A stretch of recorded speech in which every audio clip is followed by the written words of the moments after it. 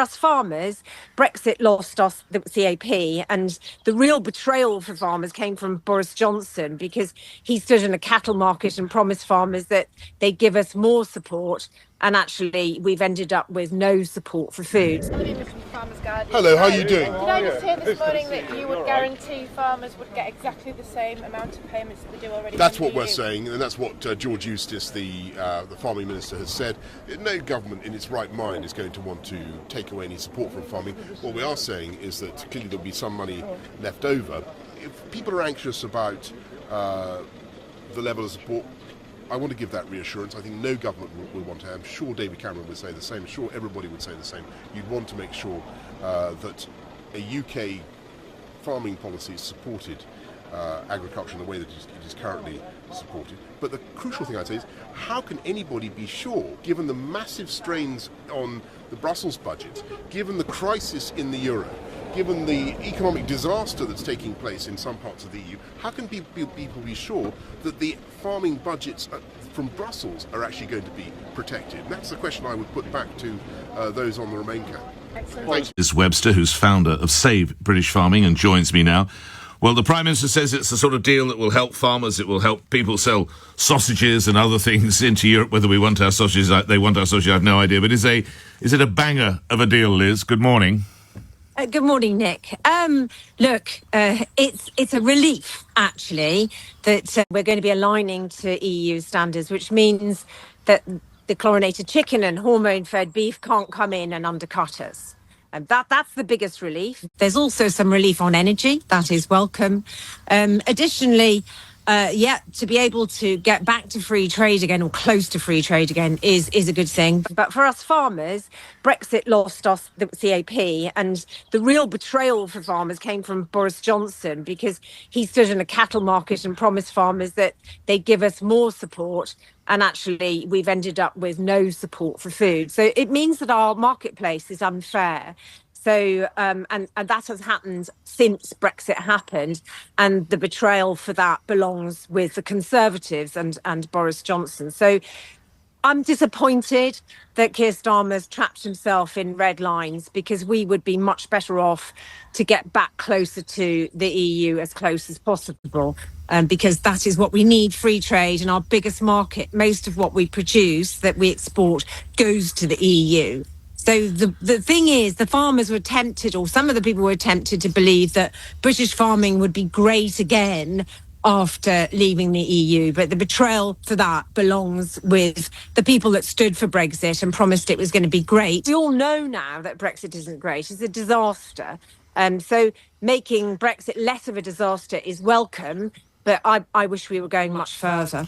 The devil, as ever, Liz, is in the detail. What will you be looking for with your colleagues at Save British Farming over the coming days and weeks as we learn more? Well, the biggest problem for us is the borders that we have got since Brexit. We do not have control of food coming in here. And experts like David Hennick reckon it'll take up to a decade to get this SPS agreement in place, which is an incredibly long time.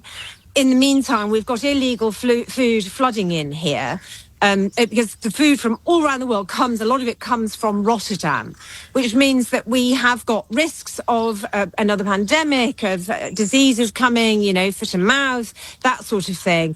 So the urgency for me is, we know this has failed, so let's get back to what we had before, or as close to that as possible, because food security is national security. War is, the tensions around war are greater than ever. And we need that partnership with the continent next door to us to ensure that we can feed Britain. Relying on countries on the other side of the world will not work. We know that. We tried it in World War II, and we ended up in real problems for food. Liz, lastly, straight after Brexit, the hideous delays at Dover with trucks trying to get produce in, some of which then rotted and had to be thrown away. Are those days over? Can we say confidently those days are now over?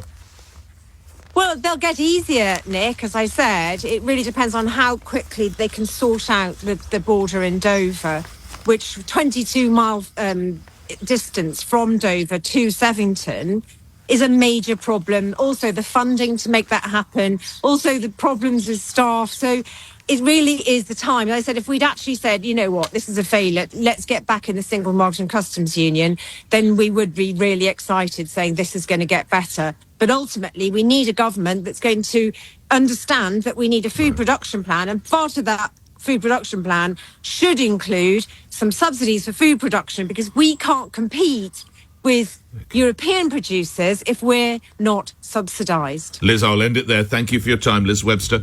We can support farming. Any government is going to be out of its mind if it doesn't continue 100% with support for farming, with the subsidies, with the single farm payment, with support for stewardship, for all the rural economy. That is absolutely vital. But as I told you just now, we will be able to take back, in addition, £10 billion a year that we're never seeing again. We'll have that money to spend in our country on projects that we want to spend it on.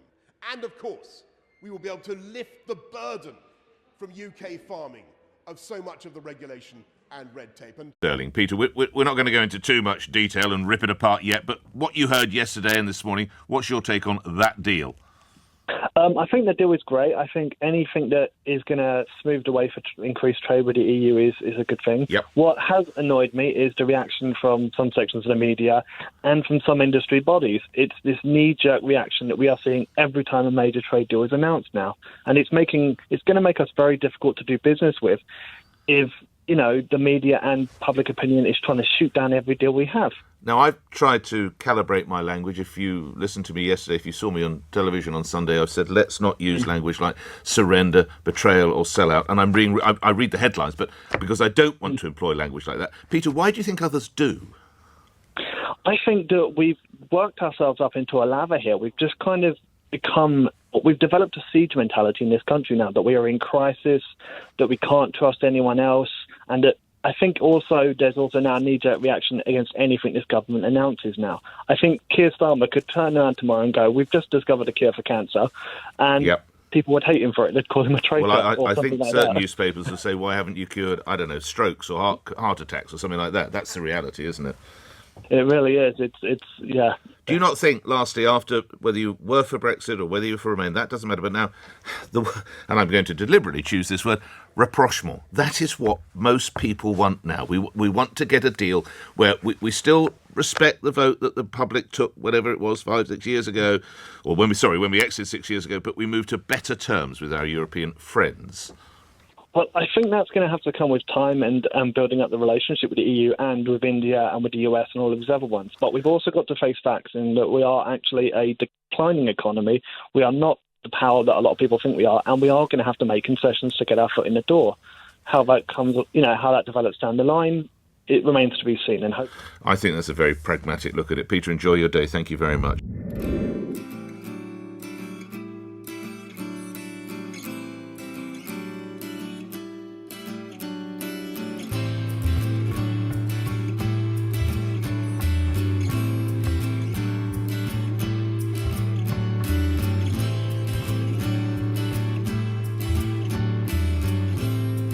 We're very depressed this morning. We've just been kind of sitting around, sulking. I don't agree with it at all. I think we should have stayed. I think it would have been better, for us as a country and that. I think it's a lot of, I think the younger generation think that a lot more. It's the older generation that sort of wants it out. So I think that's what's, swayed it. Yeah, I just hope it turns out for the best and the Leave campaign wasn't just spreading a load of lies, which I personally feel like it was.